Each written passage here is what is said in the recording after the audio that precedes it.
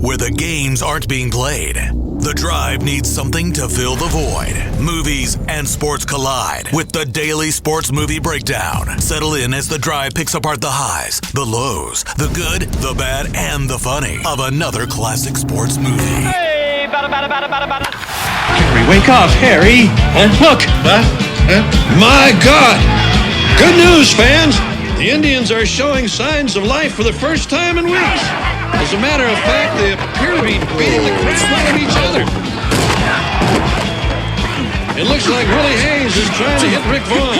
And why not? Everybody else in the league does. Well, it's our first sequel that we've been able to watch here on our Drive Sports Movie Review. We had already seen Major League. Jay wanted to get Major League 2 in there. It won. It was our movie of choice. Dave, you said you took copious notes, so I think we should begin with you on some of your findings from Major League 2. First off, when the movie started, it was like slipping into an old set of sweatpants. It was just comfortable. It was awesome seeing Jake Taylor. Took me listen, Willie Mays, Omar Epps did his best, but that was certainly a rough one for a while.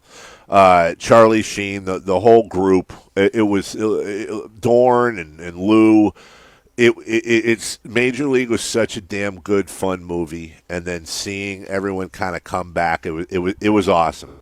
And then the movie began, and then you slowly realize that basically what happened is this. They had success, which they probably didn't expect with the first one.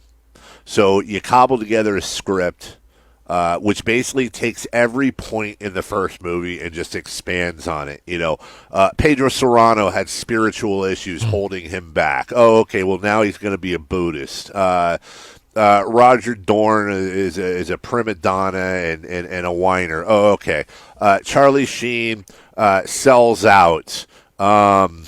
You go on and on. A nice cameo by Renee Russo, by the way. Not enough for her. Not enough for her at all. I mean, that was just a total. That was a one shot, and she was done. She probably read the script and went, "Yeah, I'm not any part of this."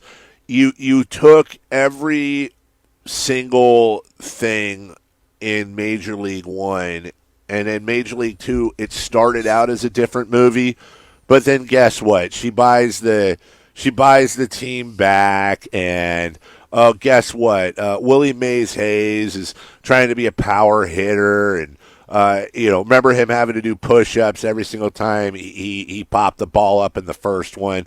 It was just, and then Randy Quaid, sorry, just so over the top. Like they were like, hey, you know what? People liked him in the first one. Let's make him a damn near a central character. And a couple of things. Wait, Randy Quaid wasn't in the original? Huh? Randy Quaid's not in the original? Too high. Was Remember? that him? I didn't No, think that was that's him. not him. That's the guys he hangs out with, but that's not him. Randy Quaid is not in the original. I thought Randy Quaid was in the original. No, I think those are his buddies. I think. Really? Yeah. Randy Quaid's not in the original. Oh, I got you know what? The fact that Jay's saying this with such whatever.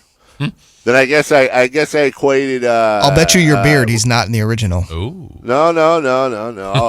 I guess I equated that whole group with Randy Quaid. You know, the bleacher bums. Mm-hmm. All right, Randy Quaid wasn't the original. Screw it. Here's my issue. First off, Bob Uecker also way over the top. Bob Uecker drank in that one scene. Let's just make him a lush the whole movie now. That's cool.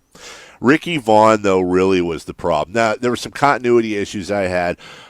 In the cheese ball scene, when he puts on the jacket over the uniform and pops the glasses back on, and they play Wild Thing. Did anybody notice the Wild Thing music had already started before she put the cart in the cart machine?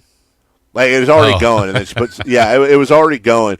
Somehow the jacket and the song added 14 miles an hour to his fastball. Yeah. I don't know. And he was a starter. Now he's a closer again. Yeah, I mean, come on, dude. And then, by the way, that blonde, hot one, his girl, her real life name is Allison Doody. Just wanted to point that out. Doody. And who was his love interest? The connection this time? Like, I don't remember. She wasn't in the first movie, correct? She was not. Okay, so it was just just assumed that they had a connection. Yeah. Oh, yeah. And then the kids, and he let them down, and then the whole okay. Finally, again, this is just so dumb. After they clinch, they beat the White Sox and Parkman. Once again, you've got the star of the team, completely unbothered, standing in the crowd, in the stands, talking to his girl.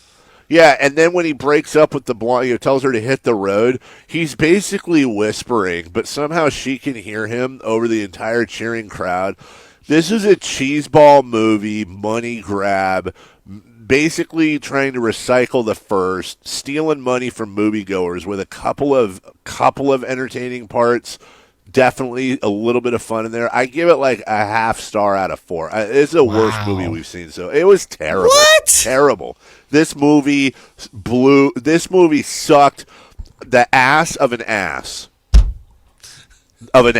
Okay, well, there's a centipede of donkeys just lining up of asses. That's how much it sucked. Jason, I look to you to be the voice of reason here after that hatchet job. Well, I wish I could help you, Jay. Oh, my God. Jason Ross is so smart. I didn't love it. You don't have to love it. I wouldn't go as far as where Dave went, but I guess the way I worded the review of Major League, I remember loving it and thinking it was hilarious. And then when I rewatched it, I went, it's not really that funny, but it was fine baseball movie.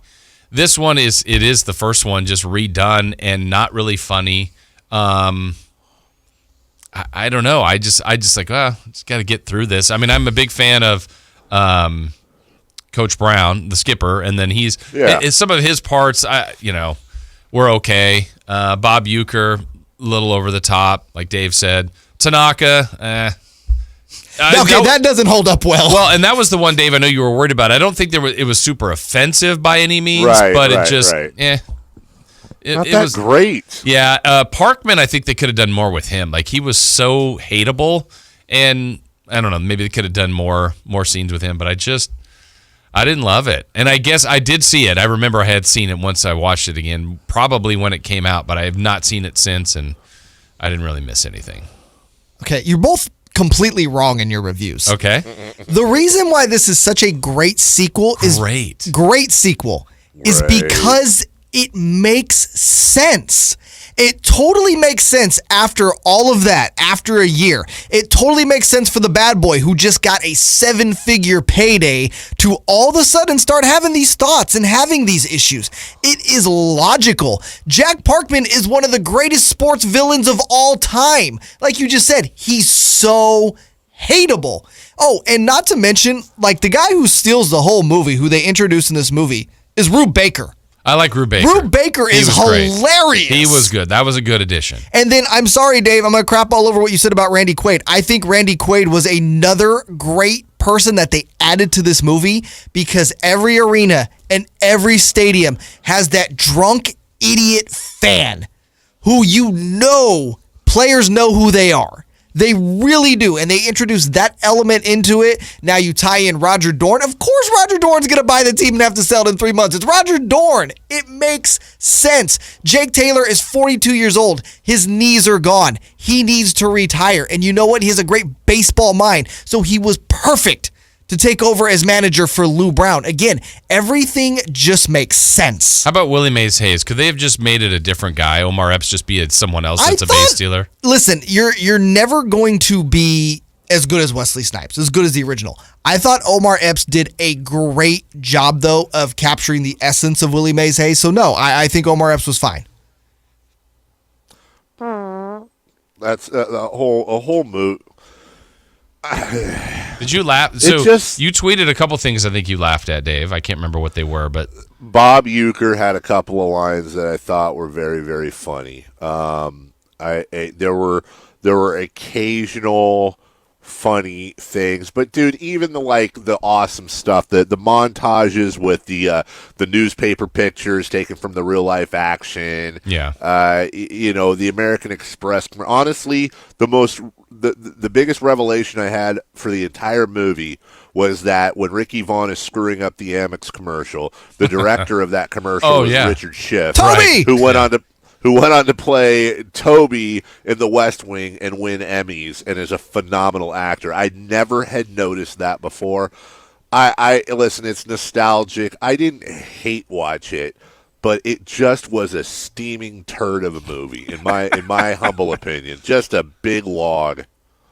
Well, there you go. That was the review of Major League. I give it a half log out of 4.